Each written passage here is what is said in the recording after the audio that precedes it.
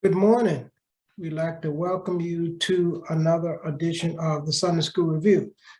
This week's lesson is entitled Laws of Justice and Mercy, and is taken from Exodus, the 23rd chapter, verses 1 through 12. And we will be reading from both the King James Version and the NIV. Okay, starting first from the NIV, starting at with the first set of scriptures.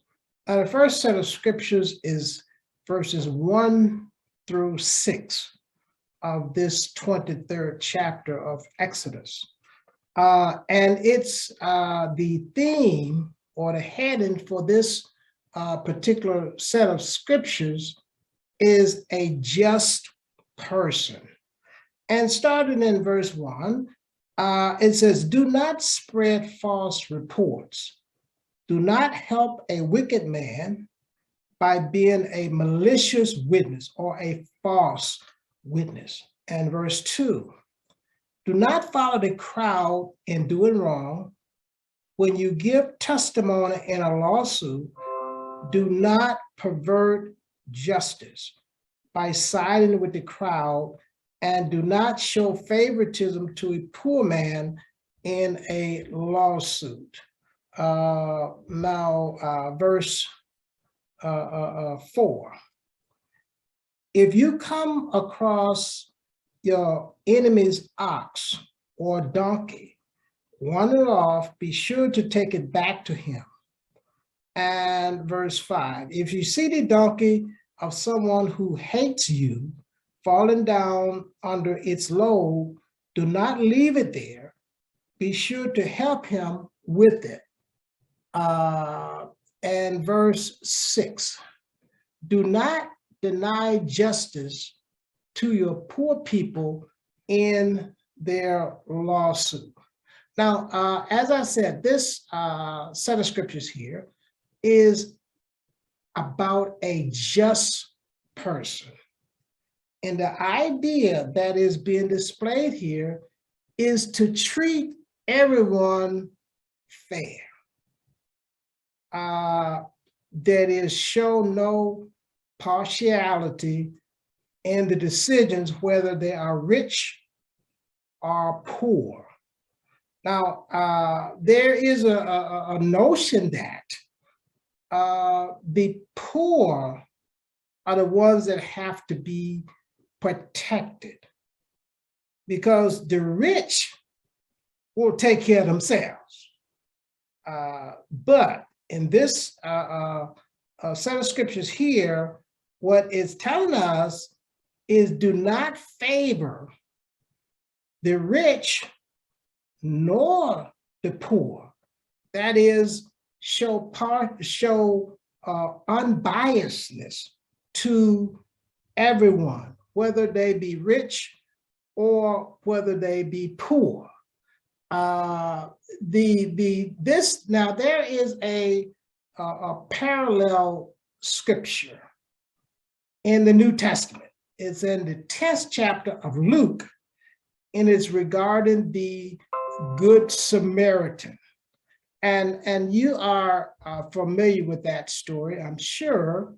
And it is talking about, as the King James referred to this in the Old Testament as your neighbor or an alien.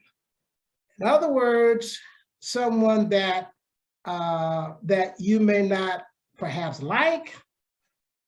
You need to show kindness and fairness. And then that parallel story in the New Testament, in the 10th chapter of Luke, dealing with the Good Samaritan, this stranger was more of a neighbor to the injured or the distressed person than their own nationality. And this is the essence of the Old Testament law played out in the New Testament as Jesus was explaining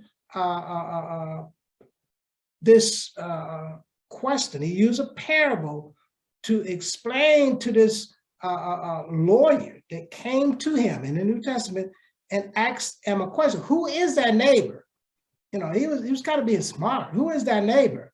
And Jesus gave him this parable. That is the parable of the Good Samaritan. And this is a parallel, that's a parallel scripture of this Old Testament law, because that's what we're dealing with in today's subjects, laws of justice and mercy. Now, the second set of scriptures is Exodus 7 through 9, and it's dealing with justice perverted. Okay, let's read those scriptures. That is 7 through 9. It says, this is from the NIV again, having nothing to do with a false charge, and do not put an innocent or honest person to death, for I will not acquit the wicked. Verse 8, do not accept a bribe, for a bribe blinds those who see and twists the words of the righteous. Verse 9, do not oppress an alien or a stranger. Let's see, it says, that's what it says in the King James. Thou shalt not oppress a stranger, okay, or an alien, as it says in the NIV. You yourself know how it feels to be aliens, because you were aliens in Egypt. Now this section here is talking about justice perverted. And it makes a point that says, do not take a bribe. Now, justice perverted is the idea is that if you take a bribe, it may cause you to look the other way. And that's generally the purpose of the bribe, is to cause you to look the other way, okay? And that's justice perverted. And that could be bad either way. Because if you allow an innocent person by perverting justice by lying, you allow an innocent person to be executed or to be punished, that is bad. The ultimate form of punishment is death. And that's basically what it says here. However, if you allow a guilty person to go free, that is justice perverted the other way. And either way is bad, because if you execute an innocent person and the false witness comes clean at a later date and said, well, I lied. So what are you going to do? Oops, well, we put the person to death. You can't bring him back. Now, on the other hand, if you allow a guilty person to walk free because of justice perverted, the person gets to go on with their life, maybe 30, 40, or 50 years. Okay, so it's bad to pervert justice, because in essence, no one wins. The guilty get to go free, the innocent is punished. And that's not fair. That's not right. Okay. So verses 7 through 9 is dealing with justice perverted. And now we know this, God hates a lying tongue. What this brings up is the law of perjury. And a court system, if you perjure yourself, in other words, you lie, whereas you were sworn or under an obligation to tell the truth, once it's determined that you have perjured yourself, you don't get an opportunity to explain, because the question is, well, we don't know if you were lying now or you were lying then. So your testimony is disqualified, is thrown out because it's not reliable. We can't rely on it. Well, were you lying then or you were lying now? Okay, and we know that God hates a lying tongue. He hates a liar. And it's been said that the liar is not going to tarry. In other words, they speculate, well, why? Because he's just going to come up with another lie.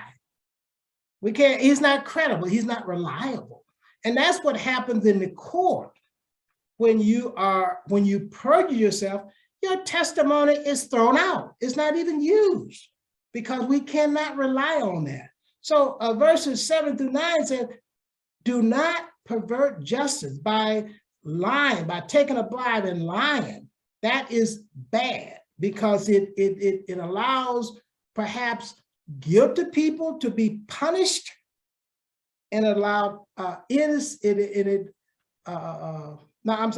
allows innocent people to be punished and allows guilty people to walk free. Okay, just want to clear that up. The guilty get to go free and the innocent is punished. Okay, so that's the second outline. It's dealing with perverted justice, and that's verses 7 through 9. Now, the last set of scriptures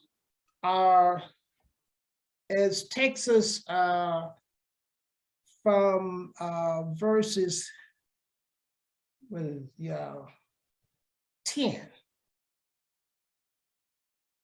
10 through 12. Okay, verses 10 through 12 says, for 6 years you are to sow the fields and harvest the crop. This is from the NIV. But during the 7th year, let the land lie unplowed and unused.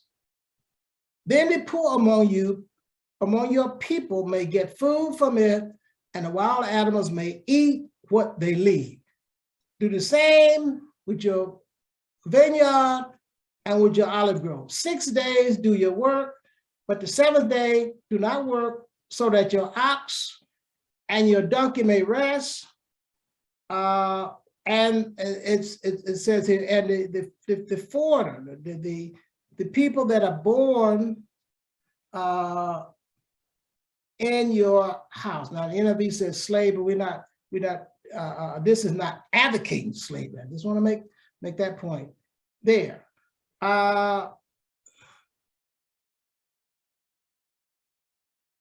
So verse 6, 6 days you do the work, and the 7th day do not work, so your ox and your donkey may rest, and the slave born in your household, and the aliens as well may be refreshed. Okay, now this here, and we say this, and now we have evidence here that God is concerned with humans, with the animal life, and with the environment. So what he's saying there, let the land rest. So you think God is not concerned about polluting the environment? Yes, he is. He's definitely concerned about the environment. And here is the proof here. Here's the proof. So, and this is based on the Sabbath, or the Sabbath year. And then when you go to the 6 years, and the 7th year is a Sabbath year, just like the Sabbath day. We call it Sabbath day. You rest. The land rests. Everything rests. Land, animals, and people rest. So God is definitely concerned with the environment, as well as animals and people. So what we see in this particular lesson here is examples of injustice that should be avoided. Okay, and another thing, God will judge those judges that practice injustice. And that applies today. It's like in verse 6 says, God says, I will not acquit the guilty. So in other words, the individuals, I'll just say individuals, the judges or individual members of our society who practice or have practiced injustice will not get away scot-free. In the end, God, this is God's laws here. So in essence, we can say it this way: God is requiring justice from mankind. It's not just he's requiring justice from the Jews, from Christians. God requires justice, period. We'd like to thank you for watching today. We ask you to join us next week for another edition of the Sunday School Review. Thank you.